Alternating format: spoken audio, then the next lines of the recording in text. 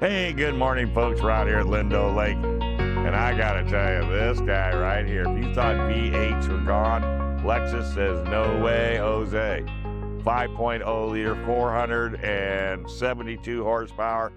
This thing will get up and romp and stomp. The only thing it's missing is a 6-speed manual.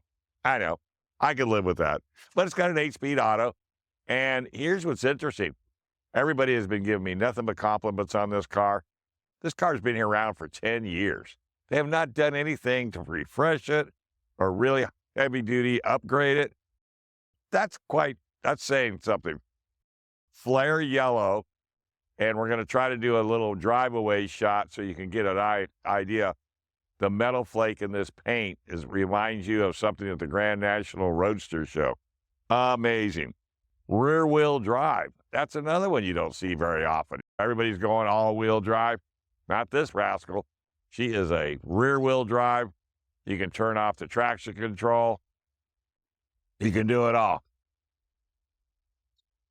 Now, it is absolutely amazing. It's got rear performance dampening. It's got new flux interior for the kids in case they spill a bowl of cereal or what have you. Heated, vented. And these are sports seats. My wife's comment is when you sit in it, you fall in it. And then it cuddles you. It gets around you, and it's just turn on the seat heaters. Oh, my gosh, this thing is amazing. Aluminum pedals gives you that F-Sport look to the car, which this is. This is an F-Sport. You've got a power mudroof and a Mark Levinson sound system, which is top of the line. Can't get much better than that. You got the Lexus Safety 2.5, which includes blind spot, rear cross, panoramic cameras, all the typical. 4G, if you're into being hooked up, you're more than happy to do that. You've got a 10.3 nav screen. It's got a little pad on the center console. We'll look at that when we go inside. That's old school technology, but like I said, it's been doing this for about 10 years. Some of the options, of course, is the paint, the 19-inch black forged wheels, the yellow stitching in the seats. It's got very unique floor mats. Come on through, gang. I thought you were filming in my... We are, but that's okay. Bring the pug. Bring the pug. Yeah. Men in Black. That's probably who that is in disgust. Yeah. So anyway, because you are dealing with a 5-liter V8, you've got 17 city, 20 combined, and 25 highway. I think I'm at 24.3. Yeah, but I've had to hit the loud pedal every once in a while as well. There is something to say for that. It's got some nice little sport with the black paint. You got the little lip in the back for the trunk. You've got of course, the typical Lexus grille. A lot of blackout, whether it be the mirrors or just the logos on it as a whole. I'm really excited to see what they're going to do next, if they are going to do anything. They did cancel the RC 350, so that's not going to be, that's your 2-door, because they figure nobody wants a 2-door anymore, so it's going to be stuck with your 4-door. But it's not the end of the world. Let's take a walk around. You got your disc brakes front and rear. You got those are probably at least 6-piston. Did they paint the calipers on this particular one? Yeah, they're black. You would think they paint them yellow, but nope, they decided not to. It's got this stealth look to it with the black. And, of course, the grille, everybody loves to hate. You either like it or you don't. I think it looks good, especially in this configuration when you black out the grille. It really looks good. And then, of course, you got the side vents on the side. And you got the headlights, got that nice, sleek look to it. They just done a really good job. And again, I can't reemphasize the fact that it's 10 years old as far as styling goes. But that just goes to show you, when Toyota finds something that works, why change it? So let's take, as you go down, it's got a lower valance. And again, it's all designed the way it swoops up into the rear wheel well. And I don't know if you can see it, but Toyota puts this plastic guard for rock chips, because a lot of times you have to go out and spend money to have that done. Toyota does it for the consumer, which I think is a really good touch. As far as interior goes, everything's blacked out, and it gives it that really nice, stealthy sport. If you go in, you can see the center console, and we'll look at that as well, where you've got the iPad in the center. And then, of course, you've got all of your gauges necessary. You got your chrome pedals, but it's pretty intuitive when it comes to running with it. The infotainment center's a little aged, but it works fine. It works fine. And then back seats, they are a little tight. I'd have to pull this seat up so that our videographer can get himself in there. I'm a Dale Earnhardt kind of guy. I like sitting low in the hole, so that's just my issue. You've got your center console, and with your cup holders in it. And, of course, these seats fold down, too, for added, storage space. There's a little handle right there on the seat itself. And they just pop right down. So all you have to do is, a little bit. Headrests. I like the low headrests. I think the low headrests are a neat touch. And then let's go ahead and pop the rear. Now that one doesn't pop up the way I like. Let's see. But then you could pull your seats down. Now they don't fold flat like you would like. And the other thing too, let's look at this, because I think it's worth talking about. You got see, that's the part I don't think is right. I think that should at least come up at least as high. Should have a little bit more spring to its upswing. But it is what it is. It does get completely up and out of the way. And, of course, you got your tie downs, which you don't normally see in a lot of really nice heavy-duty floor mat. You got a safety kit. Lexus is big on putting safety kits in their cars just for that reason, in case you ever to have a situation or you roll up on a car or somebody's having an emergency situation. It's always nice to have the kit. Then, of course, oh my goodness. Now, I tell you, I know why they do that, because they don't want you running around on a Space Saver tire. So they decided they're going to make it yellow so it sticks out, so you'll know to get that taken care of in the event you have a problem. That's pretty good. There we go. And then, of course, usually, see, they put Velcro on the back of the safety kit. So it's first aid, so that way it can just, you can stick it right there and it'll stay right out of your way. If you look at the tail end, got the diffuser, the dual exhaust, and while we're back here, let me just fire it up, because it's definitely got a nice little tone to it that you wouldn't normally see with a 6-cylinder or even a 4-cylinder.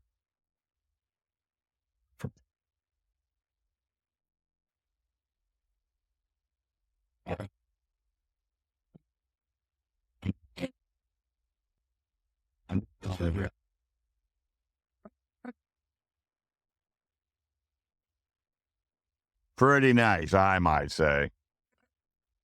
Definitely get your attention, and the people around you, they are alerted as well. Now, looking inside, we'll get our videographer to work his way in.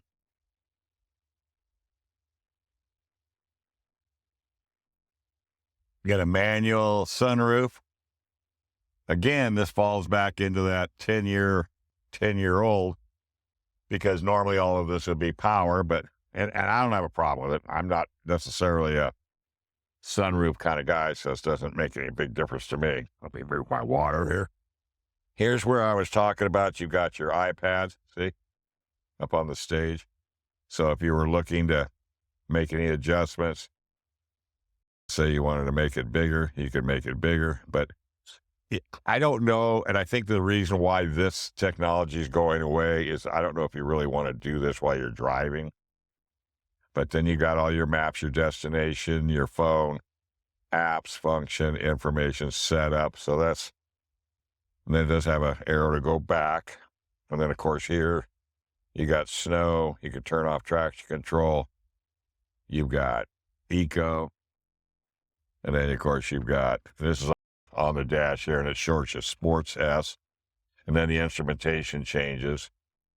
And then there's your Sports Plus. And everything changes from the shifter to the engine itself.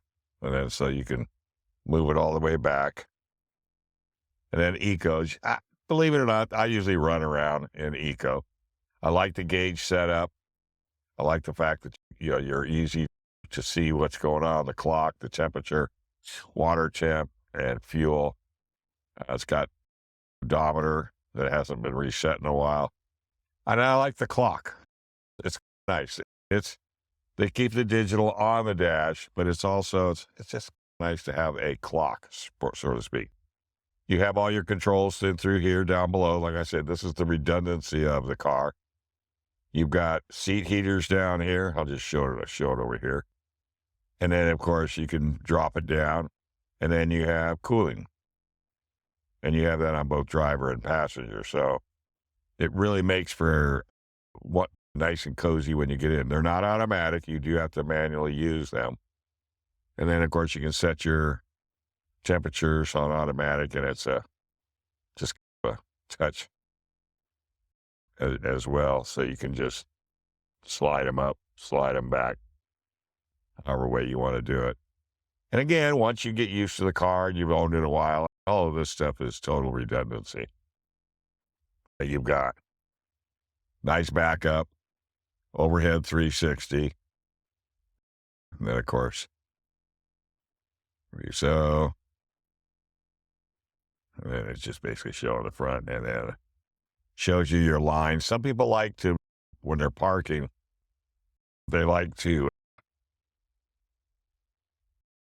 this one's not doing it, so I don't have it in reverse, or I do have it in reverse.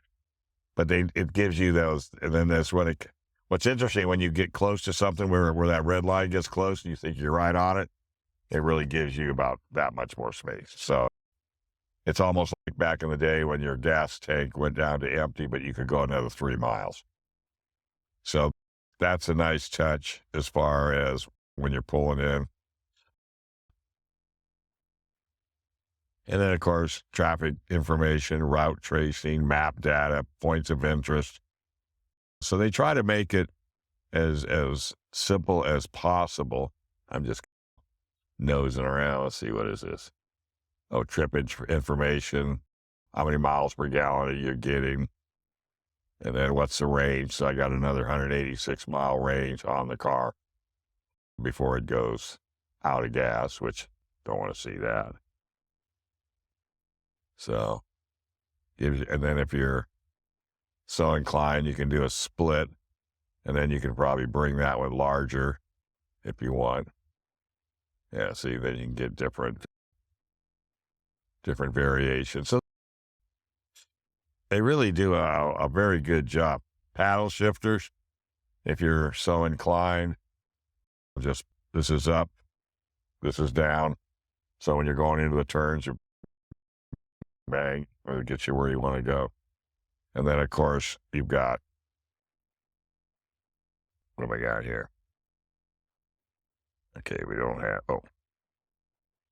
so this can change it around, and you can take a look and see how you want to set your, back this up. And then you've got your turning off your lane departure, steering assist, the lane centering act. You can turn all this stuff on or off, which is, again, once you set the, and then usually once you set it up, and then you have your seat adjusters over here that you can adjust your head, your rear, your mirrors, locking, unlocking, that type of thing. So that's pretty much it from the inside. let's talk a little bit about base price on this model, which is the F Sport, $63,670. It's got about $4,000 worth of options, which is not bad at all. Freight's $1,175, so you're going to go out the door at $69,015. So figure $70,000. Now compare this with German or European, and you got a deal. This is a better deal than if you were to go with a competitor like BMW, Audi, or what have you. So my recommendation, and it's a Lexus. It'll run and run and run and run. You very rarely run into any issues at all with a Lexus. So that's it. That is the 2025 Lexus IS 500 F Sport. It comes in a 300 version as well. I think it's a V6. So you can shop all the way from the top of the ladder all the way to the bottom of the ladder. Me, I'm going to the top. IS 500.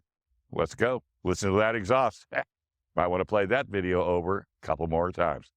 All right, we're down here at Lindo Lake. Hey, don't forget to go check out mymotorverse.com. It's another great site that I work with. Car shows, classic cars, custom car shows. And you can even put your own personal car on mymotorverse.com. You get a QR code. You go to a car show. All somebody has to do is click on that QR code. They can see everything there is to know. Maybe you're going to sell your car. You want to sell it.